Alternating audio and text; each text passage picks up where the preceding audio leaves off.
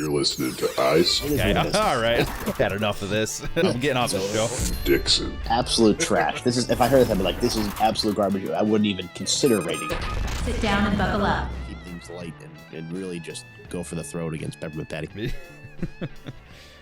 But, well, I don't even know if I want to bring this up because it'll make you mad, because I wanted to go into the final topic of tonight's special. Oh, no. You're going to like the topic, but you're not going to like what I have to say about it. So I listened to Beach Boys' Pet Sounds. Oh, man. Wow. I This did. is awesome. And you know what? If anyone listens to this part, if you look at the chapters and you skip to it and you're like, oh, wow, I like Beach Boys and I found this through SEO, just click off now because you're not going to like what I'm going to say about it. I did listen to it. Okay. And I'll be honest, it was not for me. It wasn't for me. There's something about that.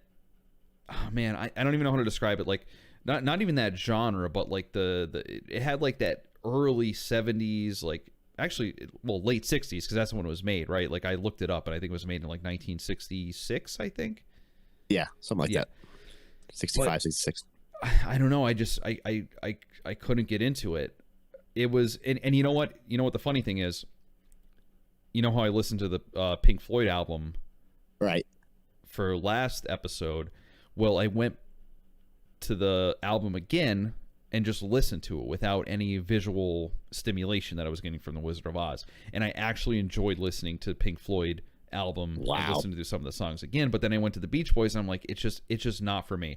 The funny thing is, I actually like Pet Sounds, which is probably one of the more obscure titles on that whole track, because it's just instruments and it has a weird like kind of out of tune like slide guitars or something like that. Yep. But I honestly kind of enjoyed it. And That's a good song. the weird thing is, the first track on that song is "Wouldn't It Be Nice," Right. and I'm like, it's just weird because like it's very like upbeat and happy and like poppy almost, and I feel like it doesn't really fit with the rest of the album. I feel like I'm like, oh my god, this was on this album. But what do I know? You know, like I'm not like some kind of connoisseur of music. I'm sheepishly stepping into all the things that Dixon is giving me, and I gotta say, I don't know. It wasn't vibing with me. I can't say I hate it, but I will say this. I could absolutely respect the talent that these guys have, and I could absolutely understand why someone would like this, if that makes sense. I'm serious. It sucks, but I get that you like it. As I was listening to it, I realized that I just didn't like it's not genre. It's like the tone, or maybe even the era. Maybe I just don't like that era of music. Really? Yeah, and Interesting. that's yeah. I'm sorry. I think. Oh, I mean, geez. yeah, I can see that. My Siri just thought I was talking to her. But anyway, yeah, it's Oh, just no. like I don't. Yeah, no, Big Brother listening in. But, Oh, jeez. You don't These like douchebags are trying to cancel Pepper Patty. It's all over. Oh man, but yeah, like I said, maybe I was a little scathing coming off right at the right at the splash, but I will say I could understand why people like it. I think as I got to the end, I'm like, I think I just don't like this era of music. I think I just don't like this like 70s, like I don't even know what was it, soft rock. I don't even know what you would call it. Like it's I could see that, you know, it's not a very accessible album yeah. if you're used to a certain sound Mm-hmm. from the Beach Boys. But when it comes from a musical perspective, it gets a lot of, you know, praise in terms of its production. And like, you know, you ever hear that some of those tracks that has the bass harmonica? Like nobody, I think, has ever used the bass harmonica ever in popular music since then. It's insane. But The I mean, that bass doesn't make an album harmonica? great. Yeah, bass harmonica. Was It I sounds kinda like mistaking it's that for like some of the horns or something? I might have to Yeah, listen back to this. Yeah, it sounds like a horn, but there's like a song there. I know there's an answer. Mm-hmm. And the bass harmonica is featured in that pretty prevalent. Oh my god! Yeah. The funny thing is, I wrote down like two of the songs that I liked. It was Pet Sounds and that song, and Yeah. it's probably because that was featured. because I remember liking. I'm like, oh, I like this. It was the instruments in the song that I like was catching my ear. So maybe Okay. that's what it was. What's at least a positive. Yeah, I mean, God, man, I think I'm thinking about the album now. It's such a good album. And but there's things that are it's just unbelievable. It's the second, according to Rolling Stone, whatever if they know anything about music, I don't know. They're more of a popular cultural rag now. But it's the second greatest album of all time. Wow. Man, maybe I'll have to take another listen to it, or I don't know. I'm gonna have to see what other people have to say about this. Other articles that have reviewed this album. This will be the big deciding factor. If it's just you don't like the album, you don't like the Beach Boys, you don't like high quality production, forward thinking. Oh, okay. The fact that Brian Wilson used basically an orchestra. Oh my God! You're really really laying it on thick. Did basically what EDM producers and producers do now with soundboards and digital. Literally had to take the tapes and tape them together. Oh my God! To put the whole thing together and have a whole vibe to it, but nonetheless, whatever. This will be the deciding factor. If you listen to Sgt. Pepper by the Beatles, okay, Sgt. Pepper, because the Pet Sounds directly. Paul McCartney heard Pet Sounds and said we have to make something better than this. This is the greatest thing I've ever heard. This is the greatest thing I've ever heard. We should try to top this. We should try to do something better than that. You've got to be kidding me! So that's how Sgt. Pepper was made. Yes, exactly. So the Beatles and the Beach Boys had this whole kind of rivalry and kind of this artistic, thing going back and forth. Is that, the Beatles released an album, Rubber Soul. Mm-hmm. Rubber Soul was kind of a growth album for the Beatles, and then Brian Wilson heard Rubber Soul and he wrote Pet Sounds. Wow. And the Beatles heard Pet Sounds and they wrote Sgt. Pepper, and then Brian Wilson heard Sgt. Pepper, and he was working on what would have been the greatest album of all time, Smile, but totally had a nervous breakdown through the process. At one point, it was really weird. He has this song that's called "Mrs. O'Leary's Cow," and if you're in history, Mrs. O'Leary's cow caused a fire and burned Chicago down. So, it's funny. I actually have heard of that. Right. So he has this song. It's called, Mrs. O'Leary's Cow. And it's like, the way I describe it is like, if you had to assign a sound to a fire, like what music would sound like if fire made music, that's exactly how it sounds. And like the next day or shortly after that, the studio they were working in or the studio next to it, or the building next to the studio burned down. No way. And it freaked him out. Like he couldn't do it.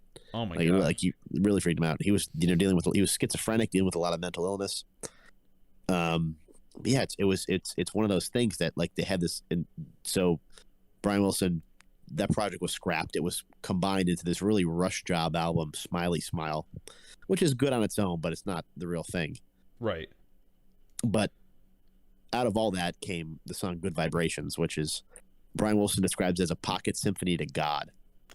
A pocket symphony to God. Yep, you got it. That is a very eloquent way of putting something. I actually really like that. A pocket symphony to God. Yeah.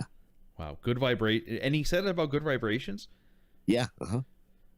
That is, it is what's behind that? Because like I'm trying to think of Good Vibrations in my head, and I think of it as like a pop song from that era. Oh, of course you would. Oh, no, Good Vibrations. He wrote Good Vibrations along with his cousin Mike Love. He wrote it because like Brian Wilson like dealt with like a lot of spiritual, metaphysical aspects into his music. It's like, and that's the thing is that's why he was kind of like really pissed about the original Beach Boys. He's like, I want to write about more than cars and surfing and everything else. Yeah. So he had things he wanted to express, and there's sounds he wanted to create. I mean, I can go on and on and on, but he had a lot of intangible things he was trying to address in his music, and that's kind of how Good Vibrations. But he said that his mom used to tell him that dogs can pick up on people's vibrations, like they can sense what's bad, what's good, what's wrong. So that's how he wrote it. Oh my God, that's crazy. Oh man, it's wild. And even just get into the history of the Beach Boys. Like Brian Wilson had a sandbox at one point in his house. Yeah, he had a sandbox in his house, and he had the piano in the sandbox. Are you kidding me? He'd sit at the piano in the sandbox and write music. That's incredible. That's like a true artist right there. You get in your zone, you get in what's comfortable, and you get inspired. That's That's- it. See, like I find like I'm more impressed by everything surrounding the album than what I mean The actual album. Album I sucks. honestly feel really bad saying this, and this is probably like a huge affront to everyone, but I mean, maybe I'll have to give it another shot. I don't know. Maybe I'll have No, to be you under. give it a shot. It's over. It's over. But yeah. But if you're ever looking for it, you should watch the movie Love and Mercy with John Cusack, and he plays Brian Wilson in the movie. Okay, so is that follow the Beach Boys then? I would assume. Well, it's more or less Brian Wilson's story because Brian Wilson had a lot of. There's a lot to that band. At one point, Brian Wilson's brother Dennis Wilson was involved with Charles Manson, like he was friends with Charles Manson. Yeah. Yeah, and they have a song. They have a song that's called "Cease to Exist." Was that ever released? It was on an album, and Charles Manson actually like wrote it or wrote something for it. Wow. Yeah. That's it's actually like kind of creepy. And as I was listening to to Pet Sounds, I was like, for some reason it just made me think of Charles Manson. I don't know why, and I'm like wait a minute, like weren't these guys like related in some way, like the Beach Boys and and Charles Manson? Yeah. I don't know why there was some of the songs just gave me like a strange vibe, and I really don't know how to describe it. Yeah, no, I can see that. I can see that being a thing. I mean, there's some songs in there like Caroline No. That's like definitely like an ethereal, very kind of creepy song. At the end, his dogs are barking. It's Brian Wilson's dogs barking. Yeah, there were songs like that. Like there was some weird, I don't know. It just gave me like strange vibes. Maybe it's because I was sitting in the middle of my dark house just listening to it by myself. Maybe that's what kind of flipped the script for me. But I don't know. Two thumbs down. I wouldn't say 2 thumbs down. Well, how we'll have to think of like some kind of rating scale, because I feel like we're gonna do this a lot, because I actually do enjoy listening to these albums and stuff. But this could definitely be a recurring segment. So far, we've had it on every single show. So yeah, really. We'll have to think of some kind of like rating system, like the Ice is an idiot rating system. Nobody has to be so ignorant Ice. I am ignorant to all these things because, again, I don't really listen to that much music. I was in a what was I in? I was in a DMB for whatever reason for like 5 years straight. That's all I would listen to. Oh, have you heard from the this album Live at the Gorge 2017? I know what song is gonna play now. Like, you ever hear this 20-minute song? Oh, it's so good. Like, that's all I would listen to. I know what you mean. No, Yeah, we all have our likes and dislikes, but yeah, I think to really solidify your opinion, if it's the era, if it's the production, whatever it might be, I think you should listen to Sgt. Pepper. Okay, I'm definitely gonna listen to Sgt. Pepper, and again, like I said, it probably sounded like I was giving a scathing review, but I think it's just the era, and I think it's just me, honestly, and that era, it doesn't vie with me that much. But I will listen to Sgt. Pepper for the next show, for episode 4.